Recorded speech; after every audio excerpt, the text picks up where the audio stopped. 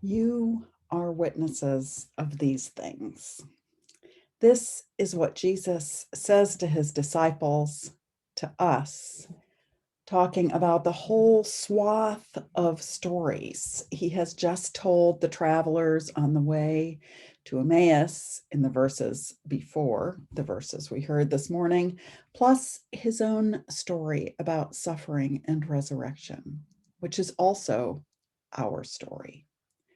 You are witnesses of these things.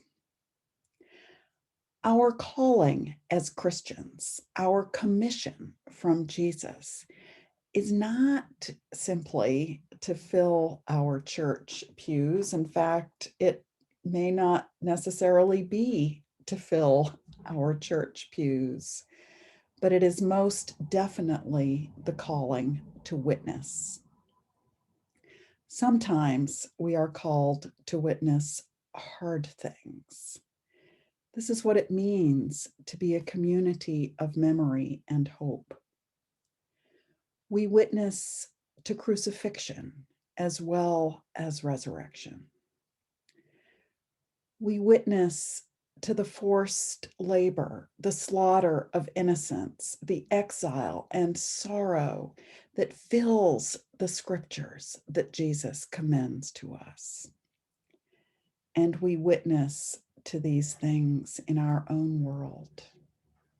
This past week, we have witnessed the murders by gun violence of a dozen innocent, unarmed people. Several of those murders by police. Others by someone who should never have had a gun in the first place. We are at a stage in our collective life where it is tempting, more than tempting, not to witness, to look away. I just can't bear it anymore. I don't know about you, but I say this all the time. Last Tuesday night, a friend of mine, Pastor Melissa Reed, who is a Lutheran, gave her witness to a group that I'm part of. And after I sat listening to her and thinking, God, I wish I'd said that, I asked if I could share her words with all of you this morning. I ended up adding a lot of my own words, but I want to say that much of what follows in this sermon is a mashup of my own thoughts with those from Melissa, who shared with me that she, in turn, came to her thoughts through conversation with friends. Because, as Jesus shows us in this morning's gospel, witnessing happens in community. Last Sunday, Daunte Wright was murdered by police in Brooklyn Center, Minnesota. Daunte Wright was a son, a grandson, a father, and a partner. He was probably someone's nephew. He was surely someone's friend and neighbor, a human being with all of his mistakes and imperfections.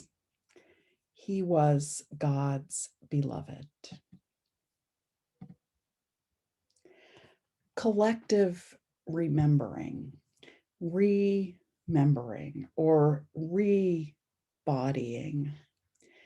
is a core practice of our Christian faith tradition.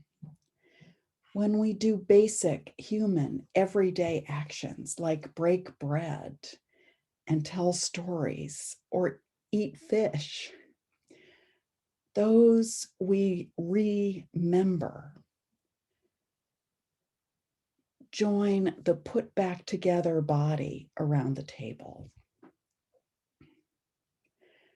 And I hate to say this, but I believe that this is true even when it is not a table, but a bunch of squares on a screen. When we hold in our bodies and in our hearts. The stories of people who have been dismembered, we remember them. State-sanctioned violence, whether it happened this past week or on the first Good Friday, cannot steal that remembering from us. So I want to show you another picture that grabbed me this week. It grabbed my friend Melissa too. This is Kim Potter, the officer who murdered Daunte Wright. I share this because I recognize her. I see myself in her face. This middle-aged, brown-eyed white woman and I probably share some things. Maybe we share family stories of a simple assimilation into the white ethos of this country in order to make it. Perhaps her family's security, like my family's security, like the wealth of so many Americans, was built on the enslavement of Black humans, Daunte's ancestors. That was certainly true of my family, who made money in the New England textile industry, founded on the availability of cheap cotton. Cotton made cheap because of people who may have been the ancestors of every Black person who was asked to get out of their car at a routine traffic stop. As a white woman in a predominantly white denomination in the Christian church in the United States, I probably have more in common with Kim Potter than with Daunte Wright. It's hard to admit, but the fact that she's a woman and the way that she immediately acknowledged her hideous mistake makes it even harder for me to distance myself from her. Kim Potter was probably raised in the same violent white supremacist system of anti-Blackness that shapes so much of our country. It's a system that offers privilege and cover to people who look like me, while sacrificing others who look like Daunte. What kind of a life is it when Black people are stopped for expired registration tags in the middle of a pandemic? I have expired tags, and the state of Washington told me not to even think about it for a long time. What kind of life is it when officers making traffic stops have to carry guns in addition to tasers? There is so much brokenness all around us. As a white clergywoman in a predominantly white denomination in the Christian Church of the United States, I need to bear witness to the fact that more often than not, when we tell our version of stories from our tradition, we tell the stories as if we are the protagonist, the poor fisherman called by Jesus, or the Israelites escaping from Pharaoh's chariots and chariot drivers. But chances are we are not. Chances are we are Pharaoh. We are the Romans. But in order to see others as fully human, we need to see ourselves as fully human, fully in need of soul healing, as much as the family of Daunte Wright and as much as Kim Potter. White supremacy, the system that wants to protect us as white folk, it also wants to flatten us and dehumanize us so that we are not able to witness to the suffering and brokenness that our nation has wrought from the very beginning. When we tell the truth about who we are, when we remember ourselves, as well as remembering those whose bodies have been broken by the American way, we become a little more whole, a little more rounded.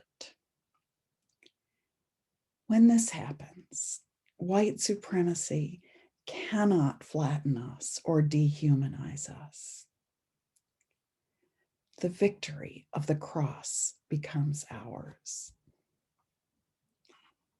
Remembering is what happens in today's gospel when Jesus asks for something to eat. After the resurrection, Jesus rarely appears to people one at a time. He appears to the gathered community.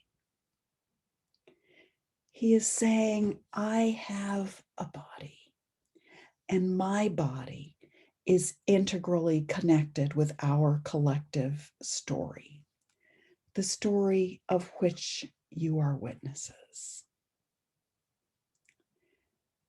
Because we are all made bodies in the image of God, Jesus says, by his very existence as a body, every body is integrally connected with our collective story.